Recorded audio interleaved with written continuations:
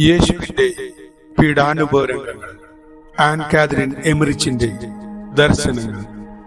അധ്യായം 31. പീലാത്തോസും ക്ലോഡിയായും. ഈശോയെ ഹെരോദസിന്റെ അടുക്കിലേക്ക് കൊണ്ടുപോയി. പീലാത്തോസ് തന്റെ ഭാര്യയുടെ അടുക്കിലേക്ക് പോകുന്നത് ഞാൻ കണ്ടു. അവൾ തിടുക്കത്തിൽ കൊട്ടാരത്തിന് പിന്നിലുള്ള തോട്ടത്തിലേക്ക് അവനെയും കൂട്ടിപ്പോയി. അവൾ വളരെ അസ്വസ്ഥയായിരുന്നു. ഉയരമുള്ള സുന്ദരിയായ അവളുടെ ചുരുട്ടി അലങ്കരിച്ച് നീളമുള്ള മുടി തോളുകളിലേക്ക് ഒഴുകിക്കിടന്നു. ശിരോവസ്ത്രം കൊണ്ട് ഭാഗികമായി അത് മൂടിയിരുന്നു. കാതിലയും ഒരു മാലയും ധരിച്ചിരുന്നു. ഒഴുകിക്കിടന്ന അവളുടെ അങ്കി ഒരുമിച്ച് ചേർത്ത് പ്രത്യേകതരം കൊളുത്തുകൊണ്ട് ബന്ധിച്ചിരുന്നു. അവൾ പീലാത്തോസിനോട് വളരെ സമയം സംസാരിച്ചു. പ്രവാചകനും വിശുദ്ധനിൽ വിശുദ്ധനുമായ ഈശോയെ ദ്രോഹിക്കരുതെന്ന് അഭ്യർത്ഥിച്ചു. തലേ ദിവസം അവനെ സംബന്ധിച്ച് തനിക്കുണ്ടായ അസാധാരണ ദർശനങ്ങളും വിവരിച്ചു കേൾപ്പിച്ചു. അവർ സംസാരിച്ചു കൊണ്ടിരിക്കെ അവൾക്ക് ലഭിച്ച ദർശനങ്ങൾ ഞാൻ കണ്ടു. അവൾ ഈശോയുടെ ജീവിതത്തിലെ സുപ്രധാന സംഭവങ്ങളായ മംഗളവാർത്ത, ജനനം, രാജാക്കന്മാരുടെയും ആട്ടിടയന്മാരുടെയും ആരാധന, അന്നയുടെയും ശിമിയോന്റെയും പ്രവചനം, ഈജിപ്തിലേക്കുള്ള ഒളിച്ചോട്ടം, പിഞ്ചുകുഞ്ഞുങ്ങളുടെ കൂട്ടക്കൊല, മരുഭൂമിയിലെ പരീക്ഷ എന്നിങ്ങനെ ഈശോയുടെ പരിസജീവിതകാലത്തെ പ്രധാന സംഭവങ്ങൾ കണ്ടു. പ്രകാശവലയത്തിലാണ് അവിടുന്ന് ഈ ദർശനങ്ങളിൽ കാണപ്പെട്ടത്. പകയും വിദ്വേഷവും നിറഞ്ഞ അവന്റെ പീഡകരാകട്ടെ പേടിപ്പെടുത്തുന്ന രൂപത്തിൽ. യേശുവിന്റെ തീവ്രമായ സഹനം, ക്ഷമ, അതിരറ്റ സ്നേഹം എന്നിവയോടൊപ്പം അമ്മയുടെ കഠിനമായ മനോവേദനയും പരിപൂർണ വിധേയത്വവും കണ്ടു. ഈ ദർശനങ്ങളോടൊപ്പം അവയുടെ അർത്ഥം വെളിപ്പെടുത്തുന്ന ചില പ്രതീകങ്ങളും കണ്ടിരുന്നതിനാൽ അത്യന്തം ഭയപ്പെട്ട് രാത്രി മുഴുവൻ അവൾ സഹിച്ചു. ഈശോയെ ന്യായാസനത്തിലേക്ക് വലിച്ചു കൊണ്ടുപോകുന്ന പ്രക്ഷുബ്ധമായ ജനക്കൂട്ടത്തിന്റെ ആർപ്പുവിളി കേട്ടാണ് പ്രഭാതത്തിൽ അവൾ ഉണർന്നത്. ഘോഷയാത്ര ശ്രദ്ധിച്ചപ്പോൾ ബന്ധിതനായി തിരിച്ചറിയാൻ വിഷമകരമാം വിധം വിരൂപനാക്കപ്പെട്ട് എന്നാൽ ചെറുത്തു നിൽക്കാതെ എല്ലാം സഹിച്ചുകൊണ്ട് ജനമധ്യത്തിലൂടെ മുന്നോട്ട് നീങ്ങുന്ന നിസ്സഹായനായ ആ മനുഷ്യൻ രാത്രിയിലെ ദർശനങ്ങളിൽ പ്രഭാപൂരിതനായി താൻ കണ്ട അതേ വ്യക്തി തന്നെയാണെന്ന് അവൾ മനസ്സിലാക്കി. ഈ കാഴ്ച അവളെ വളരെയധികം സ്വാധീനിച്ചു.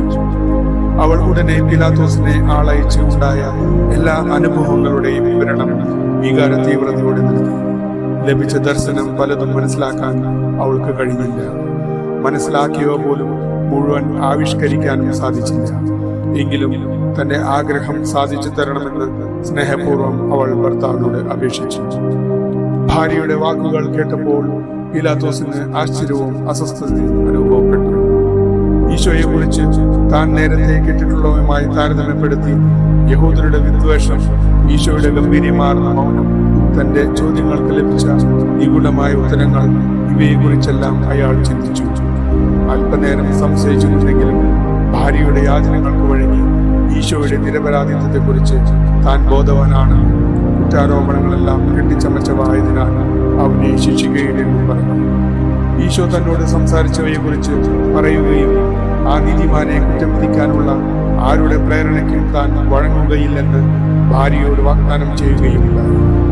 ഉറപ്പിന്റെ പ്രതീകമായി അവൾക്ക് മോതിരം സമ്മാനിക്കുകയും ചെയ്തു. പീലാത്തോസ് ധർമ്മനിഷ്ഠ ഇല്ലാത്തവനും ഉറപ്പില്ലാത്തവനുമായിരുന്നു. അയാൾ സ്വന്തം ലക്ഷ്യങ്ങൾ നേടിയെടുക്കാൻ വേണ്ടി തിന്മ പ്രവർത്തിക്കുവാൻ മടിച്ചിരുന്നില്ല.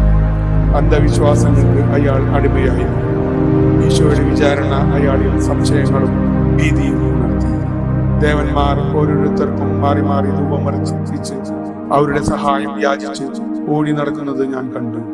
എന്നാൽ പിശാച് അവന്റെ ഭാവന കൂടുതൽ അന്ധകാരമയമാക്കി. തെറ്റായ ആശയങ്ങൾ ഒന്നിനു പിറകെ ഒന്നായി അയാളുടെ മനസ്സിലേക്ക് നിവേശിപ്പിച്ചപ്പോൾ അത് അനിശ്ചിതത്തിലാണ്. ഈശോയെ വിട്ടയക്കണമെന്ന് അയാൾ ആദ്യം ചിന്തിച്ചു. അവിടുന്ന് നിഷ്കളങ്കനാണെന്ന് അവന് നന്നായി അറിയാമായിരുന്നു. എന്നാൽ അല്പം കഴിഞ്ഞപ്പോൾ അയാൾ തന്റെ വ്യാജദേവന്മാരുടെ കോപത്തെ ഭയപ്പെടാൻ തുടങ്ങി. മറ്റൊരു ചിന്തയും അയാളുടെ മനസ്സിലേക്ക് വന്നു. നിരവധി പ്രവചനങ്ങളിൽ സാക്ഷ്യപ്പെടുത്തുന്ന യഹൂദരുടെ രാജാവ് യഥാർത്ഥത്തിൽ ഈ മനുഷ്യനായിരിക്കാൻ സാധ്യതയുണ്ട്. കിഴക്കു നിന്നുള്ള രാജാക്കന്മാർ ആരാധിക്കാൻ വന്നതും യഹൂദരുടെ രാജാവിനെയായിരുന്നു. ഒരുപക്ഷെ ഇവൻ നമ്മുടെ ദൈവങ്ങളുടെയും ചക്രവർത്തിയുടെയും രഹസ്യ ശത്രു ആയിരിക്കാം. ഈ മനുഷ്യന്റെ ജീവനെ ഞാൻ സംരക്ഷിച്ചാൽ അത് തികഞ്ഞ അവിവേകമായിരിക്കാൻ സാധ്യതയുണ്ട്. ഇവന്റെ മരണം എന്റെ ദൈവങ്ങളുടെ വിജയമായിരിക്കുകയില്ലെന്ന് ആർക്ക് പറയുവാൻ കഴിയും? അപ്പോൾ യേശുവിനെ ഒരിക്കലും കണ്ടിട്ടില്ലാത്ത തന്റെ ഭാര്യ വിവരിച്ച മനോഹര സ്വപ്നങ്ങൾ അയാൾ ഓർത്തു. അയാളുടെ മനസ്സ് മാറി. യേശുവിനെ വധിക്കാതിരിക്കുകയാണ് കൂടുതൽ സുരക്ഷിതം എന്ന് അയാൾ തീരുമാനിച്ചു. നീതിപൂർവകമായ ഒരു വിധി പ്രസ്താവിക്കാനാണ് താൻ ആഗ്രഹിക്കുന്നത് എന്ന് സ്വയം ബോധ്യപ്പെടുത്തുവാനും പീലാത്തോസ് ശ്രമിച്ചു. പക്ഷെ അയാൾ സ്വയം വഞ്ചിച്ചു. കാരണം എന്താണ് സത്യം എന്ന് ചോദിച്ചപ്പോൾ ഒരു മറുപടിക്ക് വേണ്ടി അയാൾ കാത്തുനിന്നില്ല. മനസ്സ് അസ്വസ്ഥമായിരുന്നതിനാൽ എന്ത് ചെയ്യണമെന്ന് അറിയാത്ത അവസ്ഥയിലായിരുന്നു. തനിക്ക് ഒരു അപകടവും ഉണ്ടാകരുത് എന്ന് മാത്രമായിരുന്നു അവന്റെ ആഗ്രഹം.